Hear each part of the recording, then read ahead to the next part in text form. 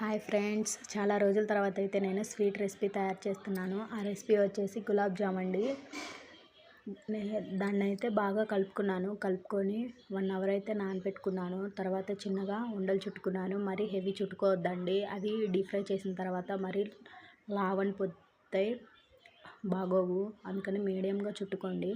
తర్వాత చుట్టుకున్న తర్వాత పంచదార పాకం పట్టాలి కదా. నేనైతే పంచదార ఆ ప్యాకెట్కి వచ్చేసి 1/2 కిలో పంచదార తీసుకున్నాను. పంచదార తీసుకొని దాన్ని కూడా పాకంలా పెట్టుకున్నాను. తర్వాత ఇవి చుట్టుకున్నవి డీప్ ఫ్రై చేసుకొని పక్కన పెట్టుకోవాలి. ఈ పక్కన పెట్టుకున్నవి ఆ పంచదార పాకం రెండు చల్లారాక రెండు మిక్స్ చేసుకోవాలి. మిక్స్ చేసుకున్న తర్వాత ఒక 1/2 అవర్ ఉన్నాక తింటే సూపర్గా ఉండిద్దండి. మా పాపకు పెట్టాను. ఎలా ఉన్నాయంటే సూపర్గా ఉంది మమ్మీ అన్నది.